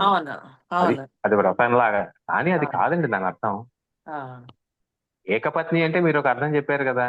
అవునండి, ఏకః పతి యస్యాస ఏకపత్ని తస్య వ్రత తస్య వ్రత ఏకపత్ని వ్రత అంటే సీత గనక రాముడు ఏకపత్ని వ్రతుడు కాదు, సీత ఏకపత్ని వ్రత. ఇక్కడ ఆవిడ ఏమైనా వ్రతం చేస్తుంటే అది ఆవిడ సీత అవుతుంది, అది ఏకపత్ని వ్రత. రాముడికి అసలు వర్తించదు ఆ పదం అసలు. మనం తెలుగులోని డైరెక్ట్ గా ఉన్న 3 పదాలని వరుసగా తీసేసుకొని ఆ ఏకపత్ని ఏదో యస్య వ్రత తత్ ఏకపత్ని వ్రత అనే అర్థంలో వాడేస్తున్నాం అంతే, షష్ఠీ తత్పురుషం. కానీ అది కాదు, అది ఏకపత్ని అంటే పతివ్రత అని అర్థం తీసుకుంది. ఆ పతివ్రత చేసే వ్రతం ఏదైతే ఉంటుందో దాన్ని ఏకపత్ని వ్రత అన్నారు. అది అంటే మన ఇన్నాళ్ళు మన దీంట్లోని డైలాగుల్లోని పుస్తకాల్లోని ఉన్నదంతా ఒక రాంగ్ ఫ్రేజ్ ని వాడుతున్నాం. ఒక ఫ్రేజ్ ని గురువు రాంగ్ గారి దగ్గర ఈ టాపిక్ వాడుతున్నాను. తీసుకురండి, మీరు కలుసుకున్నప్పుడు ఒకసారి గురువు గారికి తోటి అడగండి, గురువు గారితో మాట్లాడండి. మీరు చూడండి, తెలుగు నిఘంటువులో కూడా ఏకపత్ని అంటే పతివ్రత అనే అర్థం ఉంది. అవునండి. తెలుగు నిఘంటువులో, తెలుగు నిఘంటువులో, నేను సంస్కృతం అన్నమాట. తెలుగు నిఘంటువులో ఆంధ్ర శబ్ద రత్నాకరంలో కూడా అలాగే ఉంది. ఏకపత్ని వ్రత అనే పదమే లేదు, సమాసమే కనపడలేదు నాకు ఎక్కడ తెలుగులో లేదు. సంస్కృతంలో ఉంది కానీ దాని అర్థం వేరే. ఆ పతివ్రత యొక్క వ్రతము ఏకపత్ని వ్రతము, ఏకపత్న్యాహ వ్రతము ఏకపత్ని వ్రతం. చూసే జస్ట్ నాకు లైక్ వండర్ఫుల్ ఓకే అండి. ఐ హావ్ టు షేర్ అని చెప్పి షేర్ చేసుకున్నాను. ఇప్పుడు నేను అందుకే ఏకపత్ని వ్రత అనేది ఉంది, సంస్కృతంలో సమాసం ఉంది కానీ మనం అనుకునే అర్థంలో లేదు. అది వండర్ఫుల్ ఇది అబ్జర్వేషన్ అండి. ఇది నాకు ఇంకొంచెం దాన్ని ఎక్స్టెండ్ చేశాను కొంచెం నేను. చాలా మంచి బుక్ అండి, నాకు అసలు జస్ట్ బై ఛాన్స్ దొరికింది. హిందీ అన్నారు కదా మీరు, అది ఇంగ్లీష్ లో ఉందండి ఎక్స్ప్లెనేషన్. మీరు అది చూస్తున్నదా? నేను మన ఫోటో పెట్టింది, ఫోటో పెట్టింది కూడా నేను ఆ పుస్తకంలోంచే అండి. సంస్కృతము ఇంగ్లీషే అండి, హిందీ లేదు, అస్సలు లేదు. చెప్పాను కదండి,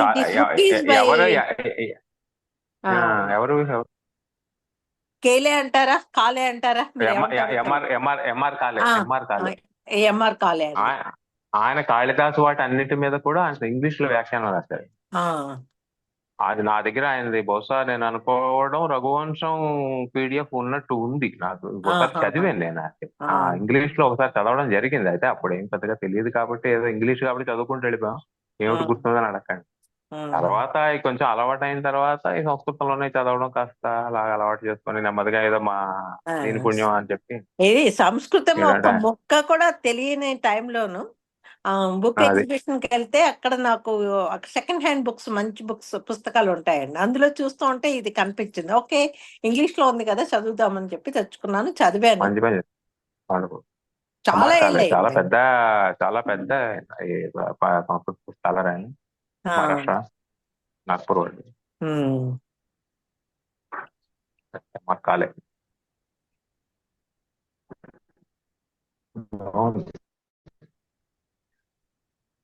అదే చెప్తున్నాను కదండి, ఇప్పుడు ఏంటంటే రిసోర్సెస్ ఎక్కువైపోయి అసలు ఏ పుస్తకం చదవాలి, ఎక్కడ చదవాలి, ఎంత చదవాలి, ఎలా చదవాలి అని తెలియకుండా పోయిందండి. ఇన్ని వచ్చేస్తున్నాయి, అటు నెట్ లోంచి వచ్చేస్తున్నాయి, కొనేసుకుంటున్నాము ఇష్టం వచ్చినట్టు, పుస్తకాలు నిండిపోతున్నాయి ఆటలా. నేను ఇంకా అయినా కూడా ఏం చదివామంటే ఏమి చదవాలి అన్ని అలా వరుసగా లైన్గా కనబడతాయి.